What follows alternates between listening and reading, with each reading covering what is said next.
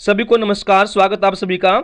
CBSE board में आज 12th class का हिस्ट्री का फाइनल एग्जाम था। आज की वीडियो में मैं आपके साथ क्लास 12th हिस्ट्री के सेट 1 के सभी आंसर्स यहां दिखाऊंगा। मैं आपके साथ सभी एमसीक्यू और मैप बेस्ड क्वेश्चन के आंसर डिस्कस करूंगा। आप अपना यहां से क्वेश्चन पेपर कोड मिला लें और अपने आंसर मैच कर लें। लेकिन उससे पहले मैं क्लियर कर दूं, मैं आपको जितने भी आंसर्स दिखाऊंगा वो सीबीएसई की ऑफिशियल आंसर की से नहीं है।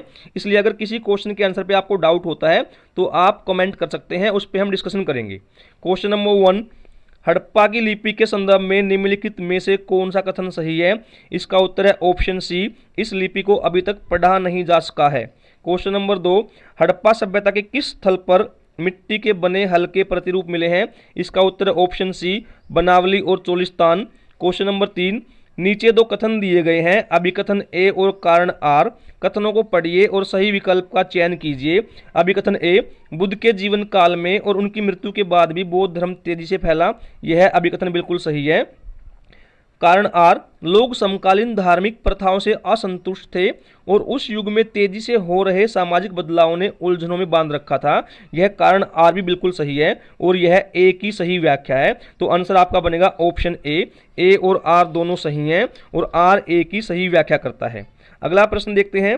क्वेश्चन नंबर 4, जैन धर्म से संबंधित निम्नलिखित कथनों को पढ़िए और सही विकल्प का चयन कीजिए। कथन 1, जन्म और पुनर्जन्म का चक्र कर्म के द्वारा निर्धारित होता है। यह बिल्कुल सही है। नंबर 2, संसार के त्याग की आवश्यकता है। यह भी सही है। 3, मोक्ष प्राप्ति के लिए सांसारिक अस्तित्व एक अनिवार्य नियम है। यह गलत है।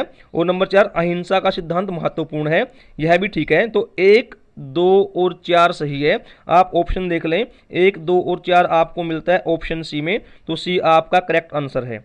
अगला प्रश्न देखते हैं। क्वेश्चन नंबर 5, स्तंभ 1 का मिलान स्तंभ 2 से कीजिए और निम्नलिखित में से सही विकल्प का चयन कीजिए। स्तंभ 1 में प्राचीन महाजनपद हैं और स्तंभ 2 में वर्तमान क्षेत्र हैं। मगध ऑप्शन नंबर 3 से मैच होगा। अवंती ऑप्शन नंबर 4 से मैच होगा। गंधार ऑप्शन नंबर 1 से मैच होगा और कौशल ऑप्शन नंबर 2 से मैच होगा। तो आप आंसर देख लीजिए, ए 3 के साथ, बी 4 के साथ, सी 1 के साथ और डी 2 के साथ। आपका ऑप्शन है ऑप्शन नंबर सी, 3, 4, 1, 2। अगला प्रश्न देखते हैं। क्वेश्चन नंबर 6, प्रभावती गुप्त को निम्नलिखित में से किस भूमिका के लिए जाना जाता है? बेटा मैंने आपके साथ जब previous year question paper discuss किए तो उसमें यह प्रश्न बार बार आया था। इसका उत्तर है ऑप्शन डी, चंद्रगुप्त द्वितीय की पुत्री और वाकाटक राजा की पत्नी। अगला प्रश्न है प्रश्न नंबर 7, निम्नलिखित चित्र में चट्टान काटकर निर्मित मंदिर की संरचनाएं दर्शाई गई हैं। दिए गए विकल्पों में से इस मंदिर की पहचान कीजिए। बेटा यह भी मैंने आपके साथ प्रीवियस ईयर को क्वेश्चन पेपर में डिस्कस किया था। यह भी सेम क्वेश्चन है और इसका उत्तर है ऑप्शन बी, कैलाशनाथ मंदिर।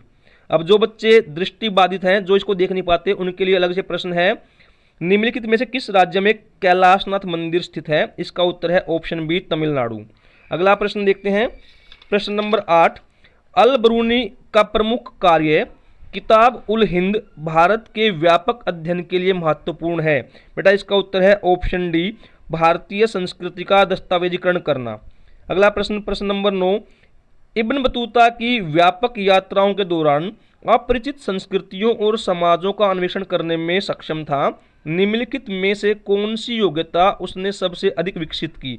इसका उत्तर है ऑप्शन बी, सांस्कृतिक योग्यता और कौशलता। अगला प्रश्न क्वेश्चन नंबर 10, निम्नलिखित में से कर्नल कोलिन मैकेंजी के संदर्भ में कौन सा कथन सही है? सही विकल्प का चयन कीजिए। इसका उत्तर है ऑप्शन ए, 1, 2 और 3। अगला प्रश्न क्वेश्चन नंबर 11, स्तंभ ए का मिलान स्तंभ 2 से कीजिए और निम्नलिखित में से सही विकल्प का चयन कीजिए। स्तंभ 1 विदेशी यात्री और स्तंभ 2 देश। बेटा यह भी अपने प्रीवियस ईयर क्वेश्चन पेपर में से आया हुआ है। जो ऑप्शन ए है यह 2 से मैच होगा। ऑप्शन जो बी है यह 3 से मैच होगा, पुर्तगाल के थे। और ऑप्शन सी है यह 1 से मैच होगा और ऑप्शन डी यह 4 से मैच होगा। तो आपका आंसर देख लीजिए, आंसर बनेगा ऑप्शन बी, 2, 3, 1, 4। यह आपका सही उत्तर है और यह भी हमारे प्रीवियस ईयर क्वेश्चन पेपर में था। बेटा यूं का यूं क्वेश्चन आया हुआ है। क्वेश्चन नंबर 12, क्वेश्चन नंबर 12, 16वीं और 17वीं शताब्दी के भारत के कृषि इतिहास को समझने का निम्नलिखित में से प्रमुख स्रोत कौन सा है? बेटा इसका उत्तर है ऑप्शन सी, आईने अकबरी, राजवंश का महत्वपूर्ण इतिहास। प्रश्न नंबर 13, निम्नलिखित में से कौन सा कथन 16वीं और 17वीं शताब्दी के भारत के जमींदारों के बारे में सबसे उपयुक्त है? इसका उत्तर है ऑप्शन बी, राज्य की ओर से वे राजस्व एकत्रित करते थे। बेटा मुझे इसके ऑप्शन ए पे भी डाउट है, तो आप एक बार कमेंट जरूर करें, लेकिन ऑप्शन सी ज़्यादा नज़दीक है, तो आपको ऑप्शन सी, माफ कीजिए, ऑप्शन बी ज़्यादा नज़दीक है, तो आपको बी को ही चुनना है। अगला प्रश्न, क्वेश्चन नंबर 14, एक आधुनिक शहर में मित्रों का एक समूह आज के समाज में कबीर की शिक्षाओं की प्रासंगिकता पर चर्चा करता है। कुछ का मानना है कि ये शिक्षाएं अप्रासंगिक हैं, जबकि अन्य समानता और प्रेम को बढ़ावा देने में उनके महत्व को देखते हैं। निम्नलिखित में से कौन सा परिदृश्य आज कबीर की प्रासंगिकता को सबसे अच्छी तरह से दर्शाता है? इसका उत्तर है ऑप्शन डी, ईश्वर के साथ सरल संबंध की खोज। क्वेश्चन नंबर 15, निम्नलिखित में से 1855 के संथाल विद्रोह का मुख्य कारण कौन सा था? इसका उत्तर है ऑप्शन डी, भारी कर और भूमि अधिग्रहण। प्रश्न क्वेश्चन नंबर 16, 1793 के इस्तमरारी बंदोबस्त के संदर्भ में विषम की पहचान कीजिए। इसका उत्तर है ऑप्शन डी, दक्कन दंगा आयोग। क्वेश्चन नंबर 17, स्तंभ 1 का मिलान स्तंभ 2 से कीजिए और सही विकल्प का चयन कीजिए। स्तंभ 1 1857 के विद्रोह का नेतृत्व और स्तंभ 2 उनके क्षेत्र। बेटा यह क्वेश्चन भी प्रीवियस ईयर क्वेश्चन पेपर से आया हुआ है एज इट इज, तो इसका उत्तर बनेगा ऑप्शन बी। आप मैच कर लीजिए। अगला प्रश्न है क्वेश्चन नंबर 18, निम्नलिखित ऐतिहासिक घटनाओं को कालक्रम में व्यवस्थित कीजिए और सही विकल्प का चयन कीजिए। इसका आंसर है ऑप्शन बी। क्वेश्चन नंबर 19, 1798 में लॉर्ड वेल्जली द्वारा पेश की गई सहायक संधि की मुख्य विशेषता निम्नलिखित में से कौन सी थी?